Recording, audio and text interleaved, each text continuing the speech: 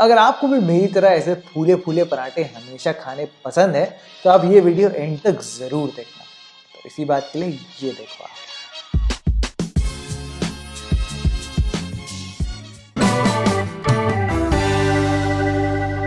Hello दोस्तों, मैं हूं भरत और आपका स्वागत है भरत किचन हिंदी में। तो फिर देर किस बात की, चलो फिर शुरू करते हैं। तो सबसे पहले हम यहाँ पर लगाएंगे अपने आलू के पराठे का आटा। अब मुझे पता है कि सब लोग सोचते होंगे कि ये पराठे का आटा थोड़ा अलग होता है क्या?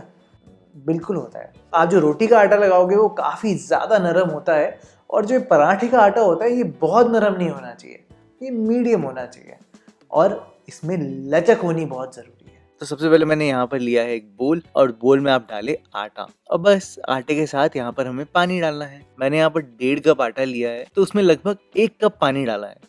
जो पराठे का आटा है वो थोड़ा सा सख्त होना चाहिए गूंथते हुए और बाद में उसमें थोड़ी खिंचावट होनी चाहिए ताकि हम जब उसको बेले तो वो फटे ना। अगर आटा सूखा सूखा होगा तो वो फटेगा, अगर आटा बहुत ज्यादा सॉफ्ट होगा तो भी वो फटेगा। तो पराठा बनाते समय इस बात का आपको ध्यान देना है कि आपका आटा ऐसा होना चाहिए ना तो वो बहुत सॉफ्ट हो ना तो वो बहुत हार्ड हो, लेकिन उसमें खिंचावट भी हो। अब वो कैसे लाएंगे वो मैं आपको इस वीडियो में ही बताऊंगा। अच्छा, सपोज ऐसा है कि आपके घर में पहले से ही आटा गूंदा हुआ पड़ा हुआ है रोटी के लिए, जो सॉफ्ट वाला होता है, तो अब उसको यूज कैसे करें? तो अब आटे को बस फ्रिज में रखो। फ्रिज में थोड़ी देर रखने के बाद ही जब आटा ठंडा हो जाता है तो वो थोड़ा सा सख्त हो जाता है। तो अब आटे को अच्छे से गूंदना बहुत ही अच्छे से, थोड़ी सी मेहनत लगेगी लेकिन आराम से हो जाए। और बस जब आटा अच्छे से लग जाए तो आप अपने हाथ में थोड़ा सा घी लगाना और उसको रब कर लेना ताकि आटा एकदम स्मूथ हो जाए। अब इसको हम थोड़े से गीले कपड़े से कवर करके रखेंगे लगभग 15 से 20 मिनट के लिए ताकि आटे में अच्छी खासी लचक आ जाए। और तब तक हम फटाफट से अपना आलू का मसाला बना लेते हैं। तो अपने आलू का मसाला बनाने के लिए मैंने यहाँ पर लगभग लिए हैं 3 आलू। सबसे इम्पोर्टेंट बात तो ये है कि आप गरम गरम आलू मत यूज करना। यहाँ पर आलू ठंडे होने चाहिए आलू का पराठा बनाने के लिए। अब कोई भी पराठा हो, आलू का, गोभी का, उसमें मिर्च और नमक और खट्टापन थोड़ा ज्यादा होना चाहिए। तो मैंने यहाँ पर डाली है कटी हुई हरी मिर्चें, अदरक। प्याज के बिना तो आलू पराठे में मजा ही नहीं आता। उसके साथ साथ आप फ्रेशली कटा हुआ धनिया डालें, काफी सारी लाल मिर्च पाउडर डालें, धनिया पाउडर भी काफी सारा जाएगा और आमचूर पाउडर भी। मैं सच बोलूँ तो आपको, अगर आपके पास अनारदाना है तो अनारदाना डालना, उससे टेस्ट और भी अच्छा आता है। इसके साथ साथ आप यहाँ पर नमक डालना और थोड़ी सी अजवाइन क्रश करके डाल दें। बस सिंपल सा मसाला रखा है मैंने। पर हाँ, नमक, खट्टापन और मिर्ची ये थोड़ी ज्यादा होनी चाहिए क्योंकि आटे में तो कुछ भी नहीं है ना। बस आप इसको अच्छे से मैश करो, अच्छे से पूरा मिला दो और आपका आलू का मसाला भी पूरा तैयार है। अब 15 से 20 मिनट के बाद आप देख सकते हो कि आटे में काफी लचक आ गई है, आटा सॉफ्ट हो गया है। पहले फर्म था, अब सॉफ्टनेस में आ गया है। यही मोस्ट इम्पोर्टेंट पॉइंट है पराठा बनाने के लिए कि जब हम बेलेंगे तो आटा फटेगा नहीं क्योंकि इसमें लचक होगी और क्योंकि सॉफ्ट है तो ये अच्छे से जुड़ भी पाएगा। तो अब मैं आपको बताता हूँ आलू का पराठा बनाने का सबसे मेन पॉइंट। तो सबसे पहले मैंने यहाँ पर पेड़ा लिया है और उसकी ऐसे कटोरी सी बनाई है।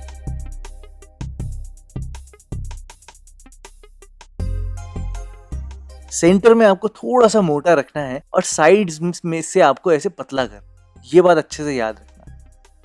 बस आप उसमें आलू का मसाला डालना और अपने अंगूठे और पहली फिंगर से साइडों से इसको उठाने की कोशिश करना और जो लेफ्ट वाले हाथ का अंगूठा है उससे मसाले को प्रेस करते जाना।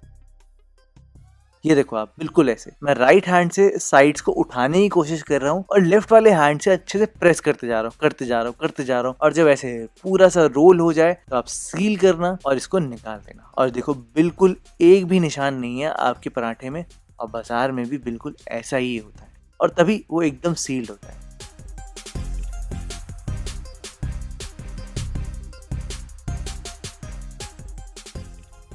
तो अब है सबसे मेन पॉइंट जो फटने से आपके पराठों को बचाएगा।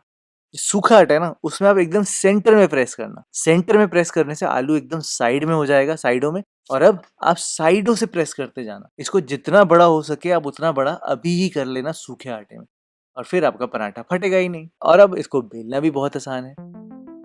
अब जब नॉर्मली आप घर पर पराठा बनाते हो तो आप ऐसे करते हो कि बेलन बिल्कुल सीधा रखते हो और सेंटर से ऐसे बेलते बेलते पराठे को बड़ा करते हो। ऐसा ही करते हो ना? तो उससे होता सिर्फ ये है कि जो आलू जो सेंटर में होता है वो धीरे धीरे करके साइड्स में आ जाता है। देखो, मैं आपको बेल के दिखाता हूँ कि उसमें दिक्कत क्या आती है। ये देखो, ये एक कोना और धीरे धीरे करके ये दूसरा कोना और ऐसे ही करते करते पराठा फट जाता है। अब करना क्या है, करना सिर्फ ये है कि जो आप ऐसे सीधा रखते हो बेलन, उसको हल्का सा आपने साइड में करना और आपको बेलना है पहले एक साइड से ऊपर और फिर बेलन को आप थोड़ा दूसरी साइड करना और फिर वैसे नीचे लेके आना। यानी कि अगर आप राइट साइड से ऊपर जाओगे तो आप लेफ्ट साइड से नीचे की तरफ बेलन मारना। होगा सिर्फ ये कि जो आलू का जो मसाला है वो सेंटर से तो दबेगा ही, लेकिन वो साइड से भी दबेगा और जिसकी वजह से पराठे की जो स्टफिंग है वो बाहर नहीं आ पाएगी। है ना बिल्कुल लॉजिकल बात। अगर आपको यकीन नहीं हो रहा तो लो मैं इसको और बेल देता हूँ। मैं जितना भी बेल सकता हूँ। ये देखो मैंने इसको इतना बेल दिया कि ये आपको आलू भी दिख रहा होगा, लेकिन तब भी जो साइड्स हैं वो तब भी नहीं फट रही। और यही सबसे इम्पोर्टेंट ट्रिक है। बिल्कुल इसी टेक्निक से मैंने अपने पराठे एकदम गोल बेल लिए। तो फटाफट से अब इस पराठे को पका लेते हैं। गैस को रखा है मैंने मीडियम फ्लेम पे, बहुत हाई फ्लेम पे नहीं पकाना, बहुत लो फ्लेम पे नहीं पकाना और पहले तवे पे घी तेल नहीं डालना, ये बहुत जरूरी है। तो पहले सूखे में पकाए 2 मिनट एक साइड, फिर इसको पलट दें, फिर 2 मिनट दूसरी साइड पकाना है और 2 मिनट के बाद आप यहाँ पर घी डालना शुरू करें। बस आप अच्छे से घी लगाना, फिर जब आप पराठा पलटोगे तो आपका अब पराठा फूलने भी लग जाएगा। हाँ बट अभी प्रेस मत करना, पहले घी लगा के हम 2 बारी पकाएंगे इसको अच्छे से और फिर बाद में प्रेस करना भी शुरू करेंगे। तो मैंने इस साइड घी लगाया, फिर इसको पलटा, फिर अब इस साइड भी घी लगा दिया और फिर इसको पलट दिया। और अब जहाँ जहाँ पे सही से नहीं पका है पराठा, आप वहाँ वहाँ प्रेस करना शुरू करना ताकि आपका पराठा अच्छे से पके और बहुत ही क्रिस्पी बन के आए।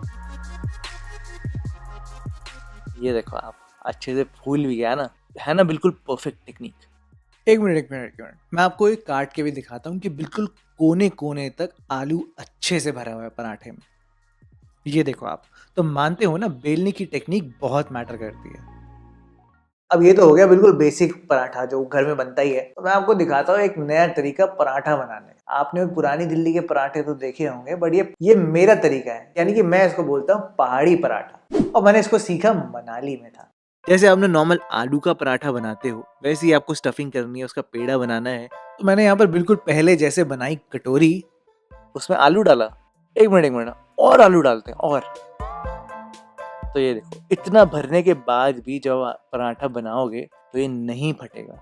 अगर टेक्निक सही होगी तो बिल्कुल भी नहीं फटेगा और पराठा बहुत बढ़िया बनेगा। तो जैसे कि मैंने आपको पहले बताया कि सूखा आटा आपका दोस्त है।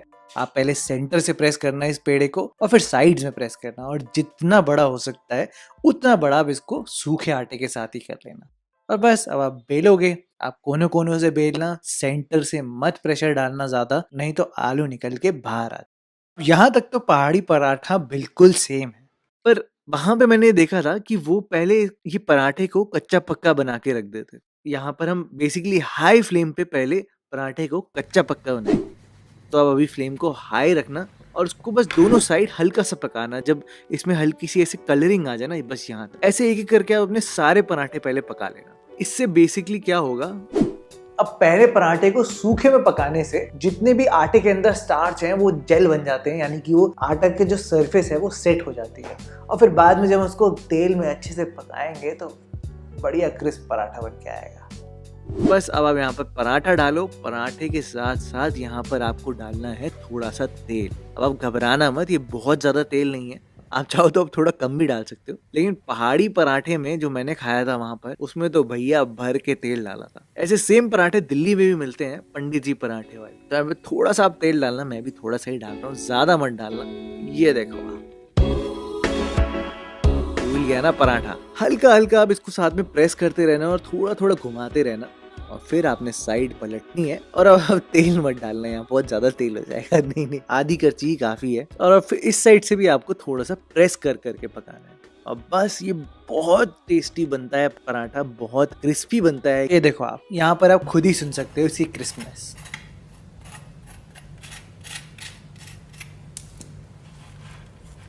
है ना बहुत ही शानदार। तो अच्छी खासी ठंड आ रही है तो थोड़ा सा तो ऐसा पराठा खा ही सकते। खैर आप अपनी इच्छा से बनाना, जो भी आपको तरीका पसंद आया हो, लेकिन बेलने की टेक्निक वही रखना। और इसी बात के लिए इस वीडियो के लिए लाइक तो बिल्कुल बनता है ना। दोस्तों मिलते हैं आपसे बहुत जल्द एक और वीडियो के साथ।